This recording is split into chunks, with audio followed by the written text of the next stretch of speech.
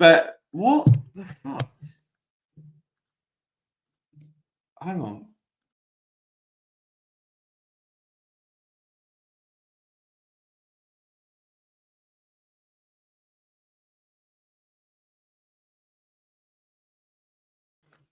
Right, now we're back. Jesus Christ, I'm so sorry. I was genuinely lost then. I think what happened was I got so excited, I think I knocked the cable out of the microphone. Like I was that when I was doing the arm thing and flying around, I think I knocked the cable out of the microphone. So I'm sorry for 3 minutes there of just misery. It's 14 of you watching on YouTube, so I appreciate you all for trying to get my attention while I was ambering. But what in the fuck have we just seen? Let's start there. I mean, I'll get to Drew, and that is a very, very kind donation. Thank you so much. But I'll promise to get to it. Let's start first. It's a good vibe. Drew, that is incredibly kind of you, man. Thank you so much. He's celebrating in Germany. Absolutely love it. The man is buzzing. Thank you so much for all your support, man. I know you're here on a lot of these streams. We wouldn't be here without you. That's super kind. Go Birds. Right, let's run back all the passion for that monologue is gone. No, it hasn't. The Eagles just won a Super Bowl. I can't believe that happened. Okay, I cannot believe that I spent 2 hours watching the Eagles play. It doesn't feel real. It feels like I genuinely sat there expecting to wake up and then go, the Super Bowl is in 3 days' time. And that they're playing the Chiefs. We watched a Super Bowl, ladies and gentlebirds, all right? We watched just a Super Bowl game between the Eagles and the Chiefs, Patrick Mahomes and the three-peat destined Chiefs, okay, where Kenny Pickett got snaps because the game was that far out of reach. That's the level of dominance we just saw the Eagles produce. It doesn't feel real. It doesn't feel right. Everything about that game was perfect. The only thing that wasn't was that, we all wanted to see Saquon get his. We all wanted so bad to see Saquon get his. And you know what? I think the Chiefs expected it. They stuffed him so well. It's the one thing they did well all game was just that they, realistically, like, right, we cannot get obliterated by Saquon. They just packed the houses, sent everything towards him. And as we've learned with this offense, as we've learned with this Eagles team, it's all very well and good stopping Saquon. Can you stop AJ? Can you stop Smitty? Can you stop Jalen? And playoff Jalen Hurts is a different animal. And we sat here week after week after week saying that Jalen Hurts wasn't the problem. He's playing football differently. This team is beginning to find its form. It's a different identity. And then he just turns it up to 11. He turns that dial all the way up and puts on the performance of an absolute lifetime to win Super Bowl MVP, breaking his rushing record. I'm just disappointed my whole arm celebration broke the microphone, however it did, because I lost it, man. I can't get over it. It doesn't feel real. Is anyone else just in a state of like, what have we just seen? Because I was expecting a grisly, a tough, like a back and forth game. And you know what? Vic Fangio might be the best signing of the entire offseason. Like maybe even over Saquon Barkley. What he has done, what the positional coaches have done, what the players have done on that defense is nothing short of generational. And the scary part is that a lot of them are rookie season, second year, third year players. Carter, Davis, Smith, Cooper DeJean, Quinion Mitchell, Jalix Hunt. I said before the game, I said on Saturday's stream or a couple before that Jalix Hunt was my wild card to make an impact play. He's been playing really well. I can't get over it. I genuinely cannot get over that we have just watched the Eagles blow out the Chiefs to a point. Kenny Pickett comes into the game to take snaps. It is absolutely mesmerizing. And I don't know where to start. I think that as soon as I knew it was over, was the play. The Cooper DeJean pick six. All right. My girlfriend was like half asleep on my lap and is the key word there because that very probably ended. I was up off the sofa, like jumped up and down, arms in the air, screaming. I can't get over it. There was something so iconic about that play of just Cooper DeJean on his birthday in the Super Bowl, picking off Patrick Mahomes, taking it the distance. You can't dream up a better scenario. And top to bottom, that defense, you can't fault it. I don't think a single player had even a close to good game. They were all excellent, generational above. Like, there is not a single ounce of average football in that team. Not a single ounce. It was just pure footballing brilliance. Tactical masterclass from Vic Fangio. I can't wait to get into the Super Bowl film. Like, we'll probably do it Wednesday by the time I actually get the film in the UK because we're behind. But I can't wait to sit down and just go through all of it, of what we've just seen, like, and process how they did it. Like, what was the game plan? Because in fairness to the Eagles, as much as they did get stopped, as much as they did, get thwarted, they weren't able to run Saquon Barkley as much as they wanted to. The guy still had his usual workload. He was still getting the same amount of carries. They didn't disintegrate or, divert away from the run. They kept doing it. I just think there was a real intent aggressively to assert their dominance. And the first moment that happened for me was the first drive of the game, 4th and 2 around the 50-yard line, and Nick Sirianni tells his boys to go for it. And I was like, do you know what? I get it, because you want to assert your confidence in your players. You want to set the tone and shout. And Brian's here, and he's gone. Oh, he's back again. More tech difficulties. Brian, in case you missed it, I was celebrating. My arm was in the air, and I ripped the cable out of my microphone, and then monologue with the chat just shouting, no audio. So it's been a great start. Merry Super Bowl. We're Super Bowl champions once again, sir. Can't believe it. I'll let you. I'll finish my point and I'll chop into you and your thoughts. But yeah, 4th and 2, 50-yard line, first drive. Sirianni tells his boys to go for it, and my initial reaction was, again, I get it. I like the confidence. You're trying to rally the players up. You're showing them you believe in them, and then they pull out this outrageous pass to AJ Brown, and Jalen dives deep into his bag of trips. AJ Brown makes an incredible reception. I can barely speak properly. I apologize for the words not being pronounced. And then it gets called back because of a flag. And you're like, the refs. And that was the first of a couple times. But the assertion to go for it on that 4th down. And then it happened again a couple times later. And there was a real belief to get this thing going. Jake, he's just come on. I was finishing my point. I've got manners, mate. Give me a minute. I'm excited. Brian, how are you feeling this evening? Am I allowed to say, like, I'm allowed to pull out the I told you so card? You can pull out as many cards as you want, Sunshine. Because I told several people, and there was one particular group that I told that the Eagles would dominate the Chiefs, and they were bewildered by it. I also told them that Sirianni may go for more on 4th down than they rely on Jake Elliott, and they were bewildered by it. But it just seemed like this was gonna happen. Like, it seemed like the Eagles were in a place where Nick Sirianni, and I've given him so much flack this season, but I truly believe like they never gave any team their all until now, or until Washington. Like, in Washington, they blew them out, and then now it's kind of like they jumped into their bag of tricks, and they had the Jalen Hurts game that everybody's been screaming about. It's you said it best in the chat. It doesn't feel real. Like, this doesn't, like, it was just too easy for them to do this, and it's just like 40 to 20 to 22, I think it was, that they finished with. Yeah, after the late kind of preseason rehearsal, yeah. It's just it's admirable what this team was able to do. It's admirable to see how this offense was able to really buy into the culture. You saw Saquon lead them throughout the season. He led them in the first 2 playoff games, and then NFC Championship game, Jalen turns on. Super Bowl, Jalen turns on. And it's just like, dude, like, how do you beat a team that never shows you their cards? They never show you never show you their hand. That's the thing. I mean, that offense-wise, I think was the closest to. I think, to be fair, that and the Commanders game were very early. Like, either 2022 Eagles, it was a lot of deep shots. It was a lot of confidence and trying to get AJ and Smitty. Earlier in the year, it was very much like yards after the catch and trying to just keep possession of the ball. And I was surprised, honestly, that first interception happened. Jalen didn't falter once. They didn't wobble. They didn't go away from their game plan. They didn't suddenly get very protective and very cute and trying to do all these screens. Same stuff. Confidence in the players, confidence in Jalen to get it done.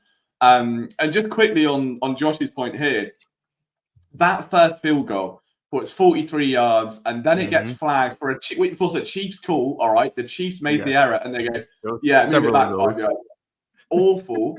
So then he's got to make it again from 48. And we're talking about a kicker that has been spotty as anything through this season. Like, as much as you've all supported him and we're all obviously behind him, that hasn't been his best year. He's been a bit shaky at times. Biggest stage of all, first kick of the game goes through, gets knocked back 5 yards to 48, makes another 48-yarder late in the game. that was Jake. Like again, from a complete perspective, defense was dominant. Jake Elliott was at his best. Special teams was brilliant, and the offense did exactly what it had to do. Like, it just doesn't feel real. None of it feels real. It definitely doesn't, especially when you talk about the defense. Like, this is the youngest defense in the NFL, and they're the number one defense in the NFL, and they showed you exactly why when they flustered Patrick Mahomes. I mean, Travis Kelce was a non-factor, which I wouldn't be surprised if he retires after the season. Xavier, I think it's Xavier Young, right? The rookie. He was a non-factor until Worthy. My apologies. Yeah. He was a non-factor till garbage time. I mean, Patrick Mahomes, he had no answer. And it was just like, yeah, they're up 24-0 at the half. But you're kind of like, it's Patrick Mahomes. And no, it was the number one defense that showed up. And at the end of the day, defense does win championships. This team is just, I don't know how to describe the nucleus of this team. But there was definitely a great, I don't know if it's all Sirianni, but the ingenuity behind the scenes, keeping the culture together, keeping the team together, and just maneuvering the way they did was just day and night compared to last year. I think one of the big factors in that game for me was the emotional element, because very early on the Chiefs were highly emotional, and you could see them thumping and getting a bit pissy and a bit from the opening tackle, the first tackle on Saquon. I think it was Chris Jones got up and he's celebrating like he's just made a strip sack to win the Super Bowl. And then the first touchdown, Jalen Hurts gets out of the brotherly shove, gets a shove in the chest, and he's just walking off calmly. You've got other players just getting very erratic. And I think there was, as Josh says there, it's an element of shock. I think a real sense of just everyone's got a plan until they get punched in the mouth sort of thing. And I think the Chiefs have been very lucky up to that point of skimping past the Bills, who fumbled it, really. That was a Bills win until, it shouldn't have ended the way it did. The Texans almost did them. Their regular season, they were just scraping wins and getting by. I don't think they'd been really punched in the mouth, because every time they have, even when the Bills did it, they had a response. And this was the first time ever, I think, and especially this year, they didn't have a response, and that their tried and tested plan wasn't working. And the only guy I genuinely thought was doing anything was Patrick Mahomes. And he was running around out of trouble. He was pulling off some of the most insane stuff. And then the end product was no one was open, throws it away. No one's open, takes a sack. And he'll dodge 8 defenders, run around in 8 circles, and then end up with a nil point because there's nothing else there. And the emotions in that game, when the players getting stressed and angry and the hot-headedness, the Eagles make a mistake, they turn the ball over.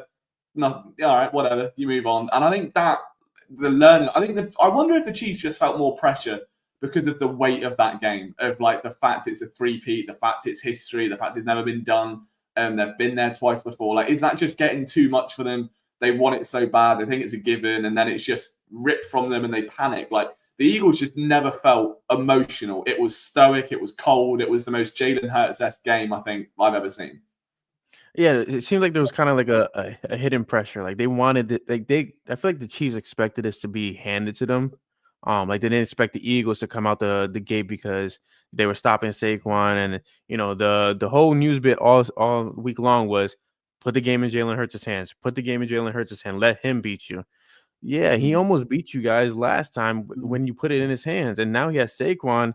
Yeah, you did stop him, but Jalen, it blows my mind that people still disrespect Jalen Hurts regardless of what he does. I mean, the kid's a winner. He passes when he needs to pass. He's, what he did this season was he approached this offense from a very strategic standpoint, where he was kind of like the architect.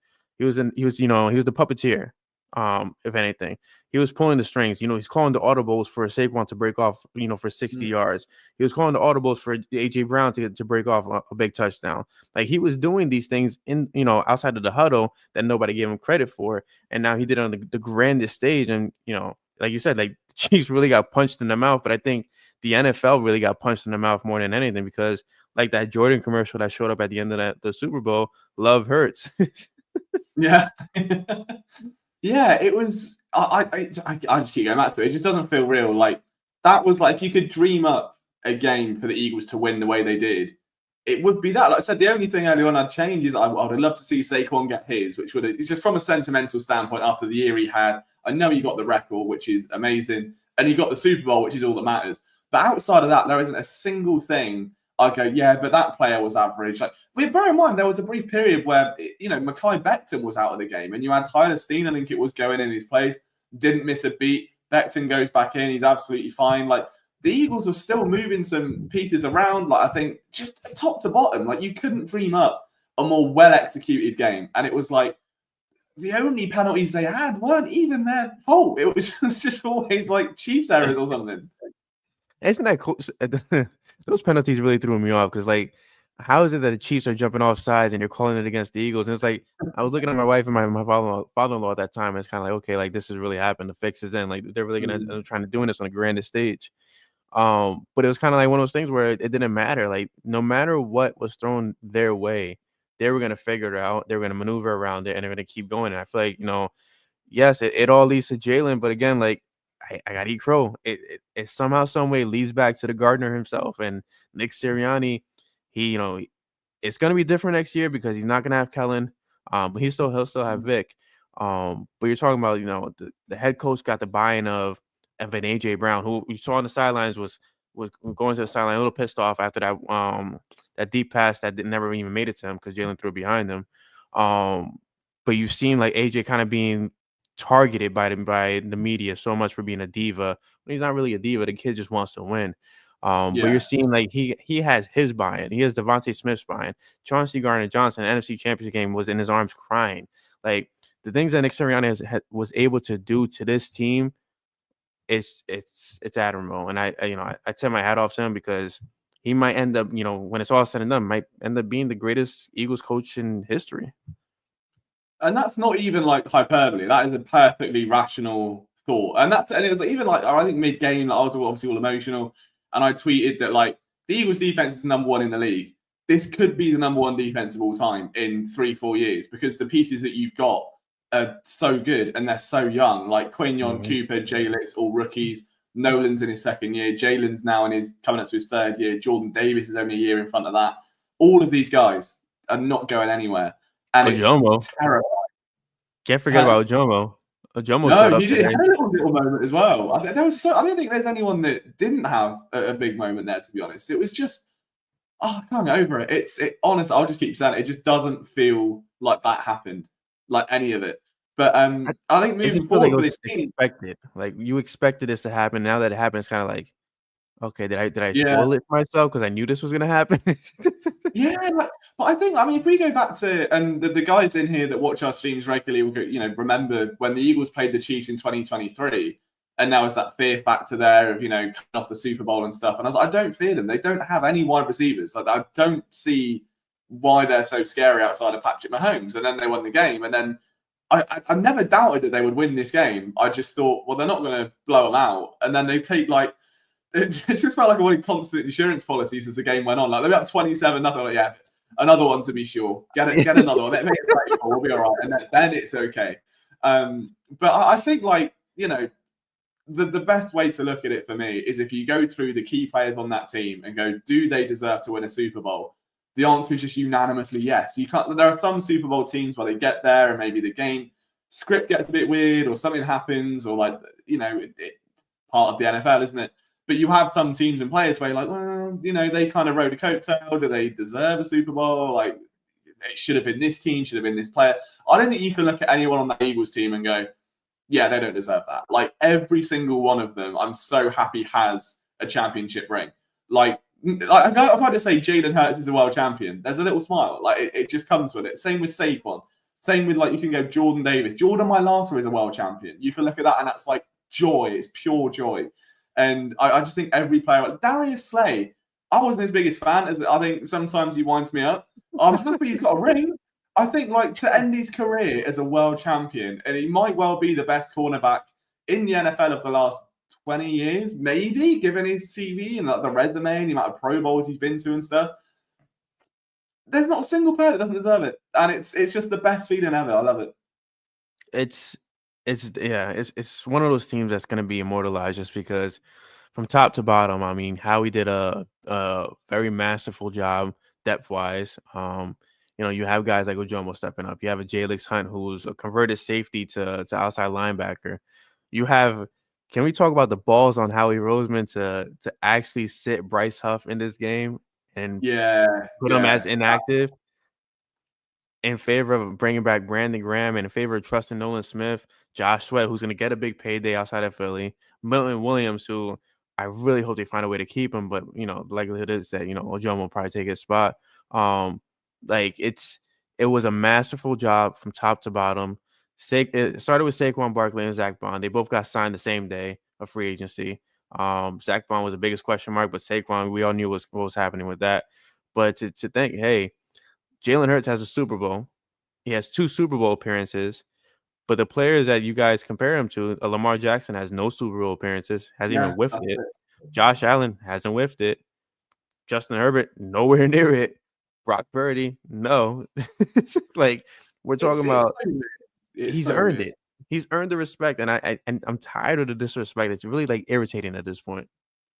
Yeah, and I don't know when that's going to end. And I think, like, especially this year, it just comes down to it's not the sexy ball. Like, that's what it comes down to. It's not sexy football. It's not quarterback football. If that, because you're feeding the run, you're playing off it, and you're keeping possession, you're playing safe, and it's closer to game managing than it is football. But it's like at the same time, if you can have Steph Curry on your team putting in 45% 3-point percentage or whatever, and then you come second, or you can have a guy that only ever shoots threes when it's absolutely necessary and hits 3 of them, and he wins a title. Like, you're gonna go with it. That's the thing. It's separating it, and I think individual excellence, especially now in the era of like the internet and social media and needing graphics and enhanced stats for stuff, there's so much emphasis placed on that. And I think when people go back to like quarterback wins and there's like a really harsh sentiment that QB wins aren't a stat, I'd rather they were, because I've got a quarterback that's just won a Super Bowl versus one that just, like you say, can't get over the finish line. And if you can find a GM and a coaching staff that can separate that. So, like, to get AJ Brown and Devontae Smith to be selfless enough to go, look, we're bringing in Saquon Barkley. He's going to, potentially have one of the greatest rushing seasons of all time. You're not going to get the numbers you had. Are you okay with it? Jalen, I know you want to win MVP. We're going to get you a ring. It's not going to be the way you might draw it up, but we're going to get you there. Are you in? And to have all of those guys buy into that and for it to pay off, like it's rough, like it's a hard thing when your individual value can get tarnished, because you're also thinking for guys like that's your next contract. If you sit around for 3 years and you might win 3 Super Bowls, but your next contract, you're not putting up numbers, they might think you don't have the value there. You're not going to get paid. Like, it's tough to get receivers, especially, to settle down and go, look, it's okay. We're going to get you a ring. Just trust us. And the fact they've all done it is a testament to Howie, to Sirianni. And when people criticize Sirianni, yeah, all right, you might not be calling the plays now, but as someone that can, as you say, emotionally invest in those guys to get them to trust him, to get them to believe, like you say, that counts for so much more than, a tactical genius, I think, in a lot of cases. Yeah, and I completely agree with that. And, just, again, like, to have these guys take the back seat and just buy into the end game, it's easier said than done, right? Like, you have to deal with the ego factor. Guys like AJ Brown, who could be a historically great wide receiver, probably a first ballot for all we know. Devontae Smith, who could be a historically great wide receiver. Like, these guys are staying away from the spotlight for the greater goal. And I think that's what's going to separate this team from the Super Bowl 52 team that won. Because after that team won, it was kind of like everything went to shits. Carson wanted to change, the whole offensive scheme because he wasn't happy that, Nick Foles won it his way. It got complicated. But now it's like Nick Sirianni and Jalen Hurts have been living together for quite some time now. They've been winning together for quite some time. You have AJ Brown locked up. You have Saquon locked up. You have Devontae Smith locked up. Nearly the entire offensive line except for Mekhi Becton, which I would be shocked if they don't bring him back. I know Tyler Steen is waiting in the wings. He could be a stud, but Mekhi just seems like more of a sure thing. And then defensively, like, you're replacing the Josh Sweat and you're replacing the Milton possibly. There's no way they let Zach Bond leave for free agency. I can't see it. No way. It's tough. I think, like I said, the thing with Bourne is his price now going to be so astronomically high that you could pay 3 players. And like, we know how he can find the players because he's proven to do it. And you have got someone like Trotter there that's coming up. Like, I want to keep him. I love him to bits. I think, like, not that I didn't find him, I didn't discover him and went, yeah, the Eagles should target him. I remember the day that they signed him and we did the stream and we were broke like, down who? his. But we were gushing over it, man. Like that first stream, we were gushing over that Saints tape, and it was all just like from this. He had like 20 defensive snaps all year, and it was all in the same game near enough. And I was like, he's got something there. Like that's going to be a player. I never in a million years would have thought he turned into what he turned into. My wonder is, I wonder if it is scheme specific. Mm-hmm. And then if you take him out of that, does he then like get a large payday and sort of fall off a little bit? I'd love to keep him, but I think the market for him now is going to be so intense. And he's Even like, at his age, because he's like, wait, 28, 29, I think. Yeah, he's on his second contract, I think. Yeah, but he's gonna be like, realistically, he'd be silly not to explore options. Like, if you know that there's an extra $20 million out there for the same job, you're gonna have a look at it. I think, yeah, it's an intriguing one. But Josh Sweat is probably going to get replaced. I'd like to think Milton Williams would stay, but the thing with Milton is that he might get a starting role somewhere. You could see him in somewhere like Vegas or like the Chargers or somewhere where he's like maybe up to like a DT2 instead of his like DT3 sort of rotational guy. And when you've got Thomas Booker coming up as well and Moro Ojimo, do you need that player anymore like as much as you did now? So that's interesting. Josh Sweat, I think, is a weird one. Like, I think he's hit his ceiling. He is who he is. That's not a bad player. That's not a great player. Probably more attainable to keep because of that, because you know what he is, and he's not going to like just go and shock the market with a Hassan Reddick level contract. But you've also got Bryce Huff, and there's going to have to be a real decision about Bryce Huff and what you do with him. Because I said it right when he signed, this will not be a year one signing. Like, it just didn't work out like that. You're not going to get someone that has been a spot player for the Jets and magically amassed 10 sacks by being a shithouse to turn into a 3-down pass rusher. So there are some decisions, and it's going to be a very intriguing offseason. But I think they can all do that very hungover on Monday morning when they're finished celebrating the Super Bowl. The Bryce Huff stuff is interesting, right? Because Howie Roseman compared him to Javon Hargrave, who had that rough first year. He was kind of out of place in that scheme. But like, the scheme's not changing. The scheme is Fangio, and the guy's gonna retire here at this rate. So like, do you move Huff? And let's shoot for the stars, right? Do you move Huff, a bunch of first round picks for Myles Garrett, and bring him over here, and you still kind of win in that regard? Because Josh Sweat, regardless of I do believe he's kind of capped out in his potential. I think Nolan Smith has a higher ceiling at this point. And Jalen Ton as well. I mean, I can't wait to see those two next year. I'm curious to see what they do. They did, you can make moves to replace the Josh Sweat production and throw Myles Garrett into the Milton Williams role. Get a little creative, but I can't see them sticking around Bryce Huff. It doesn't make sense. It didn't make sense in year one. He missed a lot of time. All that time he could have been investing, and then he had that weird comment that he said that he spoke to Vic Fangio a handful of times. It may not work out well. Yeah, but we'll see. But for now, we can focus on the guys that did perform well in the Super Bowl. And in fairness, Josh Sweat was one of them. Led the team in sacks, got himself like 2.5 on the night. Wouldn't have been the player that I would have bet before the game to lead the team in sacks, but got it done. And that's his place in Eagles history secured. So no matter what happens, he's going to go down there. Also, can we just appreciate something about the Eagles and strip sacks in Super Bowls? Like, I don't know where this pattern is beginning to emerge, but I'm so here for it. The Milton Williams strip sack gave me chills because it looked exactly similar to the Brandon Graham one.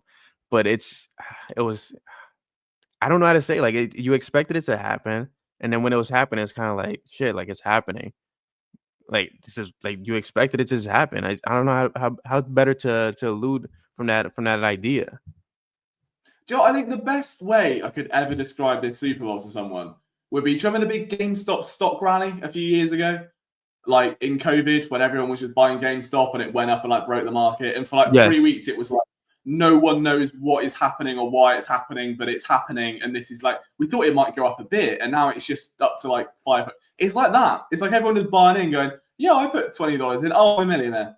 Like, what? How? Huh? What? And that's how it feels. It's like we knew roughly what would happen. I think anyone knew it would look the way it did. And I'm so happy it did. It's the most validating thing ever, I think, for every player on that roster something about that revenge game and to blow out the Chiefs. And again, like I think there was so much more reason for emotion from a lot of the players that were there in Philadelphia 2 years ago.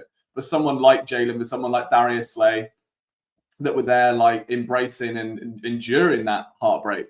And yet the Chiefs were the ones flying off the handle from the opening play. And there was one play where Saquon Barkley rushed and one of the Chiefs players like punched him in the chest. I don't know if anyone saw that. And Saquon like put his arms out and nothing got done. It was early in the game. Was that the one that they called the penalty on? No, this was completely separate. It was a rush to the outside. It came like towards the screen, like our side, like close. And yeah, like as he was getting up, like he just got punched back down by. It might have been. Is it Justin Reed? I don't want to accuse because I've not seen it since, but I think it was Justin Reed. Breaking news. Assuming it makes an ass out of you and me, but whoever it was being an ass anyway, so I don't care. But like, just all of them were just like being so violently emotional that I think it killed them. And the Eagles were the ones that I think had more reason to be emotional and to really try and get that like revenge on them. And even after the game, I'm not sure if anyone saw Jalen's like post-game interviews and stuff. So candid, so calm. Straight away, glory to God, teammates are great. You know, yeah, it feels nice. Like you'd think he'd just like come home from a 9 to 5, not just had the biggest game of his life and won a Super Bowl, you know? Like, and it's just that's infected the whole locker room. And I think everyone is like that in the entire locker room now. And it's made them a different beast. You know, they're a different. It's like when you go through a breakup and like a little part of you just become this like cerebral assassin and then just lock in and like that's just it. When you get like, past the grief stage.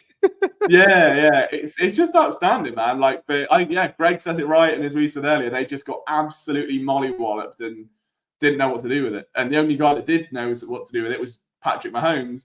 And turns out he's not a one-man army. He is morsel, and as much as he runs around, he can't do it all himself.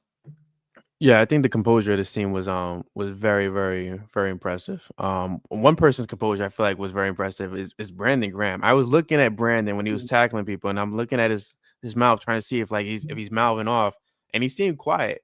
But then at the end when Jalen was being interviewed by Aaron Andrews, Brandon, got very emotional. He told Jalen, tell him to get off your back now. Tell him to get off your back now. Which, again, like we spoke about before, like it's time for people to start acknowledging our tribal chief. 100%. Yeah. No, I would say, the composure it's impressive, man. Despite, and it goes back to what Saquon said when they went 2-2. Saquon said, hey, like you guys out here were panicking, and we knew that was just our preseason, but out here, like you guys are the one created on this panic. We're chilling there. We know what we need to do. Yeah, just out of interest as well. On top of that, is anyone going to Broad Street tonight? Is anyone nipping down or at current? I suppose not currently there. That'd be weird, just flying around watching. I'm going to watch Liam while all the parties go. That'd be bizarre. But if anyone is going down, top of a light pole. Yeah. But no, if anyone's going down, like just be safe. Have the time of your life. Like I wish I was there. I can't make promises because it is lofty. I'd love to get there for the parade. I know I did have a brief look at flights. And I think some of them got cancelled for the Super Bowl, like because something to do with weather. And someone I know in England went to go, and they got cancelled. He had to stay home, and he was gutted because he had tickets for the Super Bowl and couldn't go. So I'm hoping whatever that is, but that also New Orleans is a different part of Philly, isn't it? So maybe I'll get away with it. But I will see if I can get there for the parade. Then we'll have a big PSN party. I'm not sure. Financially, it might absolutely cook me. Is it worth it? To be cooked, absolutely. For a Super Bowl parade, absolutely. Yeah, I think it might just have to be. So I'll do some digging. What are your plans for the parade? Are you heading down? It's probably about the way, isn't it? It should be on Thursday or Friday. I'm up in the air about it because we do have the newborn. Which, hey, Eagles may have to cough up some money. You've got to start locking in like next week. You need to get back on this now. So for anyone new to the stream, okay, when Brian had his first daughter, Eagles win the Super Bowl. Brian's second daughter was born, a week ago? A week ago, right? Eagles win the Super Bowl. So he's got to get in the gym, he's got to get some stamina going, and he's got to be all over that for the next 8-9 years. I want a dynasty run. And then after 5, you can maybe peter off or hope for twins, and then you get 2 in 1. I'm going to need to be compensated by the Eagles for that. Just a little check in the post of Jeffrey Leary, like, thanks for that, BCAM. I'm gonna get it sorted out. I'm gonna need some money from the Eagles camp. Did anyone else have any? Did anyone have any like weird superstitions that they did for this Super Bowl? Where did you watch it? Who were you with? What jersey did you wear? Did you like a little prayer circle? What was your Super Bowl experience like this evening? No superstitions, right? Like, because I was actually very skeptical because I didn't wear my Jalen Hurts jersey this time around. I mean, first Super Bowl I wore my Wentz jersey, but Jalen Hurts I wore when they had the 2022 Super Bowl run. So I wore my Saquon Barkley jersey today, but my daughter wore her Jalen Hurts. So kids, they get tired. Even my newborn, she had a little onesie saying that she's an Eagles fan. My wife asked me, "He's like, hey, can I change my other clothes?" I'm like, no, not until it says 0 on the clock. Nobody moves a muscle. Love that. What about you? Mine was all right. Mine was at home. So we went out and had like an early Valentine's dinner. There's this new like pizza place that opened up just up the road from us. We went to that, which was cool. And then got home. Sam Bradford jersey. Look, I hate to say it. I wore it in 2017. Wore it in the last one. The numbers are so grey. They're not even like black anymore. They've just been so washed out. But sat down and that was it. Sat with a girlfriend. She was excited. She's a big Saquon fan. And I was like, we'll get you a jersey now. And she does do a thing. Like whenever Jalen Hurts comes on the screen, she's like, and like gasps. And I'm like, I know. And she's like, no, not like that. I'm like, no, it's fine if it's like that. He could come in here tomorrow and take you. And I'm like, yeah, fair game. Like I can't stop. Do you know what I mean? Like you love Jalen. I'll help him. I'll take him for the team. So she's invested in that. And it's we just watched. She got to halftime, watched Kendrick Lamar, and then fell asleep properly. And I just kept waking up every 10 minutes when the Eagles would do something. And she just went, what? I'm like, yeah, don't worry, they're still winning. Like Jalen's on the screen. But there is a weird superstition with that, in fairness. So 2 years ago, when they last made the Super Bowl, it was our first year together. And she watched it with me, went to bed, that was that, won the Super Bowl, brilliant. The next year, obviously, I broke up. And they absolutely fell on their ass. So that wasn't great. This year, got back together, made the Super Bowl, won the Super Bowl again. So finish the story. I'll have to marry it. Then again, so I think between the two of us, if you can keep, putting in the work, getting your shop is closed over here, buddy. It's all on you. I'll be boyfriend of the year, and then we can just guarantee Super Bowls for the rest of our lifetimes. I think we're in pretty good stead. Yeah, this side of the road is closed. It's a one-way street with you and the Eagles now. Yeah, so you've done your bit. You got a Malcolm t-shirt. I like that, Sean. Brilliant stuff. Nice to see you in the chat, my friend. I know he said he liked BG shouting at the end as well. And a Jason Kelsey jersey. We went bad. I like that. I like a Jason Kelsey jersey, especially against Travis as well. Also, respectfully, fuck Taylor Swift for a minute. I'm sick of it. I've had enough now. Let that be the end of it. Let that be the downfall of the dynasty. Let him have a crisis. And she's a Trav, baby, you're so mad. I can't. She writes an album about it. He gets annoyed. They break up. Chiefs fall apart. Eagles win another Super Bowl. Like, I can't handle every 2 minutes her knowing she's on camera and start whispering to her friends like it's some school. Does my head in. Honestly, there's Taylor.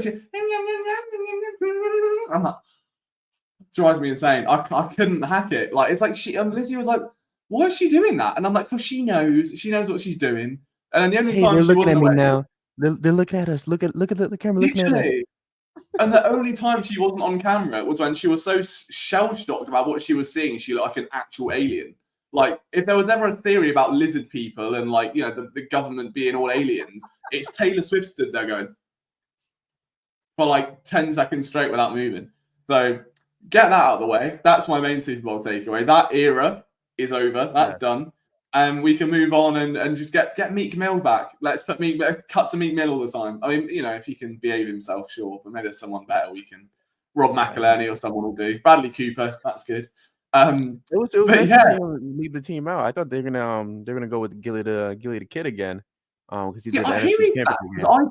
I don't know who that is. And I saw him in the locker room after the last game. And I was like, he's not on the team. I don't know who it is. So it's so funny because the Rams and Eagles game, he was in the locker room, and him and his friends just walking around aimlessly. But But Gilly the Kid is a local rap legend in Philadelphia. Okay. So that's where he kind of made his foundation. I don't know what he's done since then, but he's a diehard Eagles fan, like the most of them out there, and he's he has a good relationship with the ownership.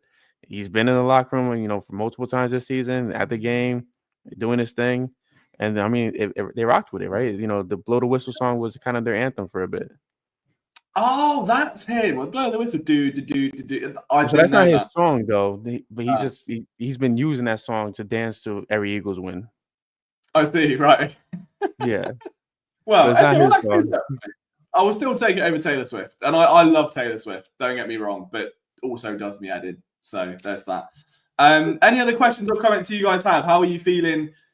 What we're now an hour removed from two-time world champion Eagles being confirmed after blowing out the Kansas City Chiefs in the most euphoric fashion. I'm trying to hold off on alcohol, but I'm sorry. Ever. Josh, Jalen's 1-1 in regular season. V Mahomes 1-1 in Super Bowls.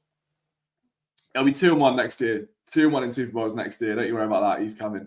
It is I mad. think Like, that's my question for you. Do you think this team can repeat, or this team can I go do, far yeah. again next year?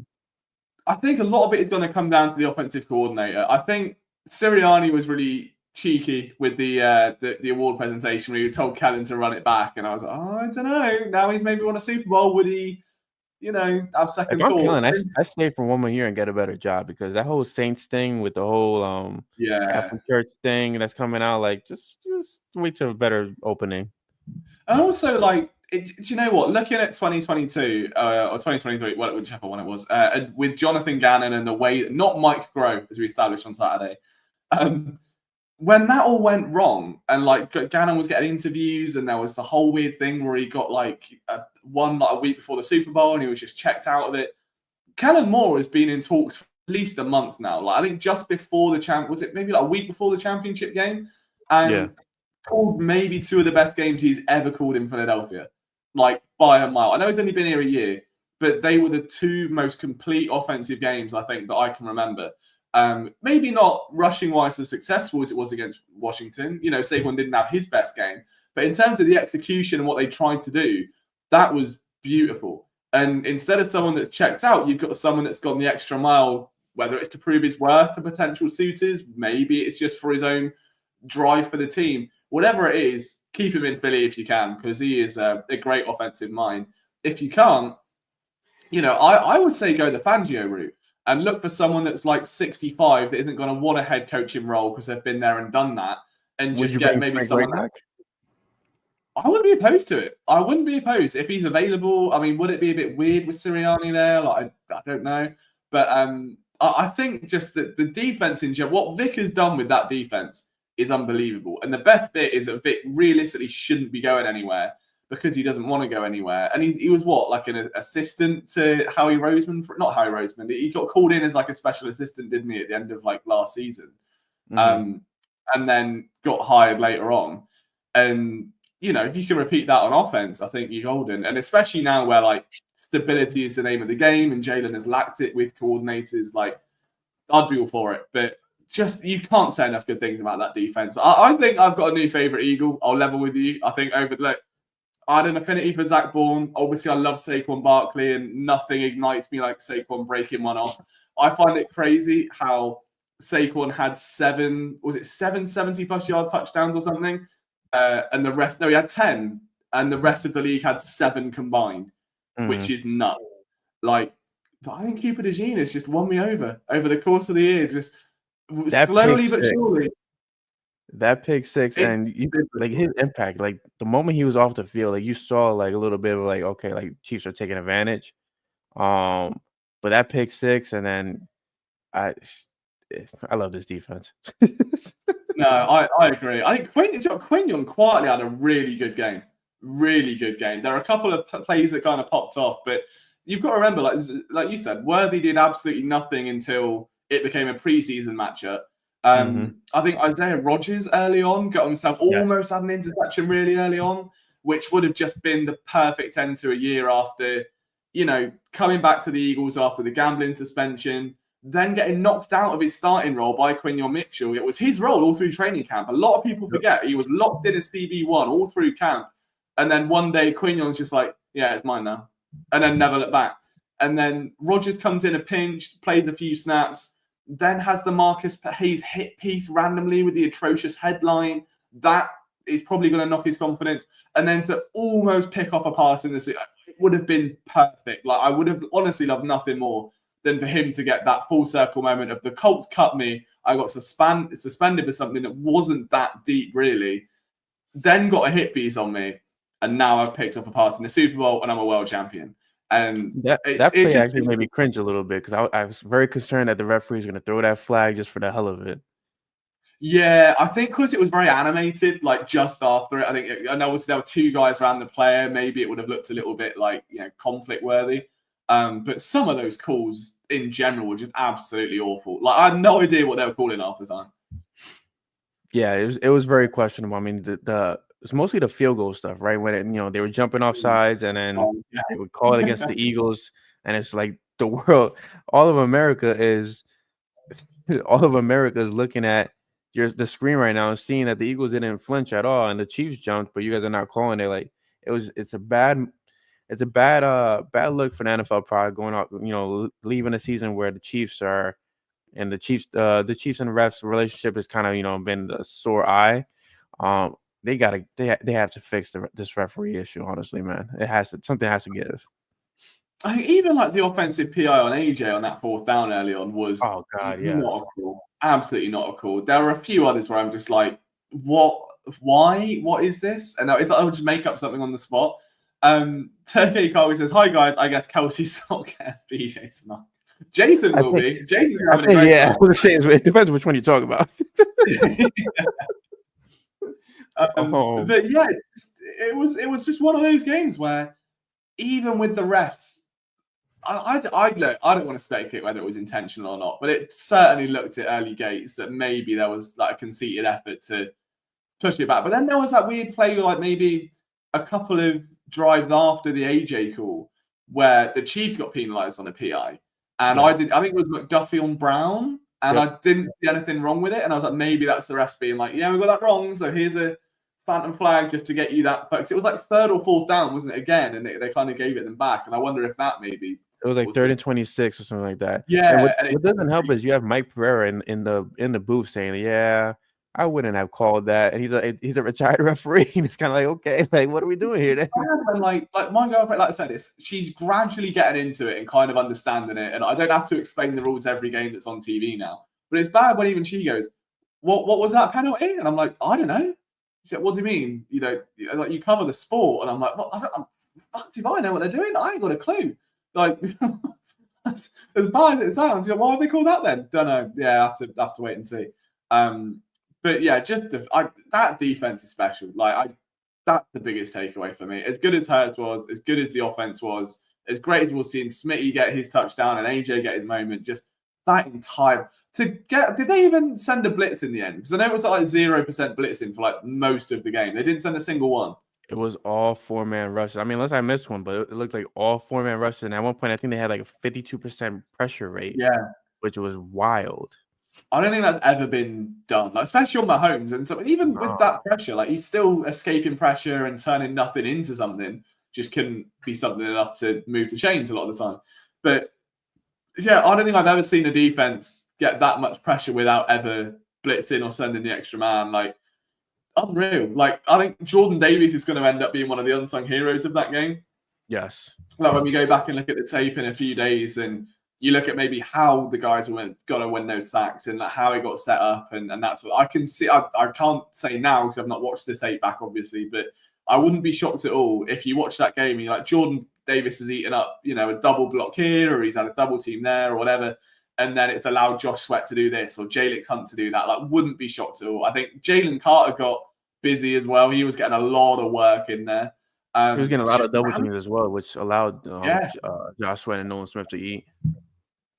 Just absolutely rampant. And Jay Fizz is in. And while we were kind of like decompressing, and I know we've gone over like a lot of it now, just a massive and a shout to all of you. A massive thank you and a shout to everyone here. The Eagles have just won a Super Bowl. and we get to share that moment with you, and you get to share it with us. And I just find that so special. Like, it's one of the biggest nights you can ever have as a sports fan, when you're choosing to just spend an hour talking birds and listening to us. And it's not lost on me. Like, it means the absolute world. So just thank you for hanging out, talking shop, and listening to us ramble, because yeah, it's a real privilege. And especially this year, like, Brian, you're someone you've been to a lot of games this year, covering them as media.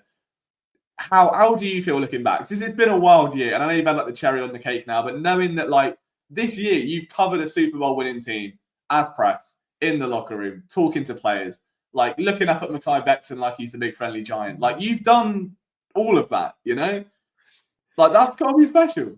It definitely is, and it's one of those things where it's kind of like things really come full circle for you quicker than you can imagine. Because I'll be honest with you, I can't, we went to every single home game. I probably went to 4 of them myself.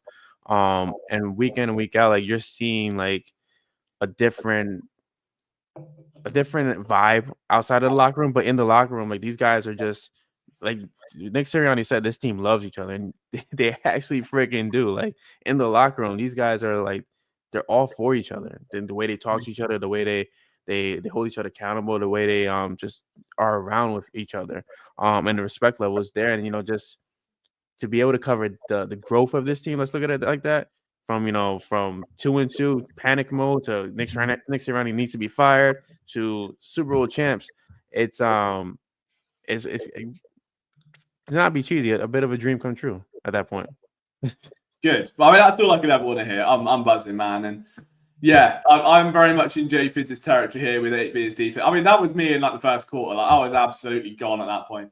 I've amazingly got the recap out, and I can still string a coherent sentence, if I'm completely honest with you. Although I did start the stream by ripping the cable out and not being able to talk for 5 minutes. So, you win some, you lose some. I've not done a shoey yet, and I've accidentally drunk the beer that I was going to do out of a shoe. So there might not be a shoey this evening, but like, maybe, I don't know, maybe I've heard it in. Who's to say? But it still doesn't feel real. We've been doing this for 54 minutes. It doesn't feel real. Cowboys, Niners, and Commanders fans better not duck this smoke. Martian out on a mission. It needs to be framed. Yeah.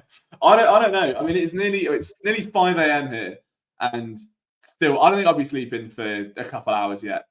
I just want to give you all a hug. I want to give Brian a big hug. I want to give you guys a big hug. I just want to cry. Like, it's incredible. It is definitely phenomenal, and it's nearly 12 a.m. over here. So I'm actually gonna take my butt to bed because I'm pretty sure my daughter's gonna be up in like an hour or two.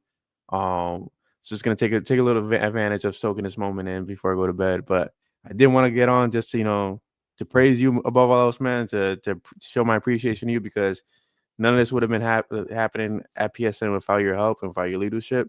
And a huge shout out to the PSN team, from Corey, Anthony, Dave, Michael, Chris. I'm not missing anybody, right? That's everybody. No, I think we're good. We'll pretend we. I always do that. Some of them like the lethal team that we have coverage wise, it's all a testament to everything you've done, man. So I appreciate you. Enjoy this win. Unfortunately, Monday morning we go back to the grind. Monday's gonna be wild. Like my girlfriend's day off is tomorrow, and she was like, "Oh, what do you want to do tomorrow?" I was like, "I'm not doing anything. Like, I'm gonna have to be locked in. I think doing about 18 articles, so I'll be there." But I suppose on that note, we'll call it there. It's coming up to the hour mark anyway. So just to piggyback off Brian, thank you to Brian, because obviously that's made me all emotional, and that's incredibly kind. But it's weird, man. It's the 10th year of doing PSN. So I was 19 when I started this, and I'm now nearly 30 years old. And I couldn't have forecast at 19 that I would have covered 2 Super Bowls, and then all of this, and to still be sat here doing these streams with you guys and just sharing these moments. And I know I just said it a minute ago, but I just never take it for granted. Like, the fact that you guys let me in. Like, I'm in a different country. I'm not Philadelphian. I know how tight that city is in terms of like everyone it's us against the world, and I'm the world. Like, I'm not in that. And to have earned that respect, to have earned that, I think, time, and just like, yeah, I think respect's a good word, but also just from Brian and the PSN team. Like, yeah, I run a Philly site, but they don't have to do all they do. Like, they could do the bare minimum and get by. They don't. They go above and beyond every single time. And like, it's just the best team ever. And I'm so proud of the content that we've put out. Like on a year where they've won the Super Bowl, we've had a Super Bowl season in terms of the content we've put out and the interviews and the locker. Even Mike, like recently, he was sneaking out these NFC Championship quotes of like the birthday pieces and stuff, where he's had a chat with Saquon Barkley. I'm like, just like it's nothing, just dropping out. And it's incredible. So just to all of you watching this now, thank you for keeping PSN alive and making it what it is, because I wouldn't be here without you guys. And you continue to give us your time and share your love for the team with us. And it's just amazing. And to Brian, to everyone at the Eagles team, just thank you for trusting me. And for, I know it's not always been easy. There have been times where there's been tough decisions and tougher conversations. And through all of that, to still have that belief that we're doing it the right way and that you want to be part of it.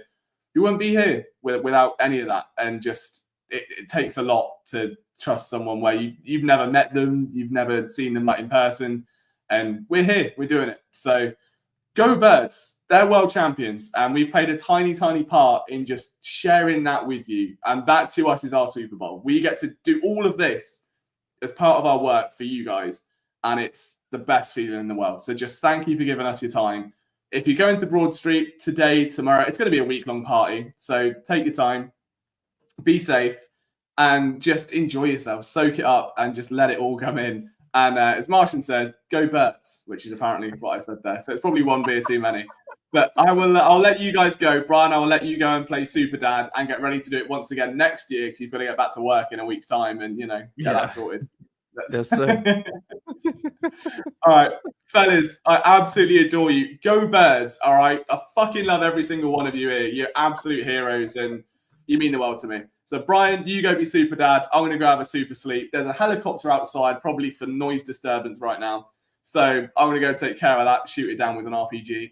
And I'll see you on Monday. I'll do a stream again Monday evening. We'll talk all the Super Bowl. But until next time, Super Bowl champions once again. Go Birds. Go Birds.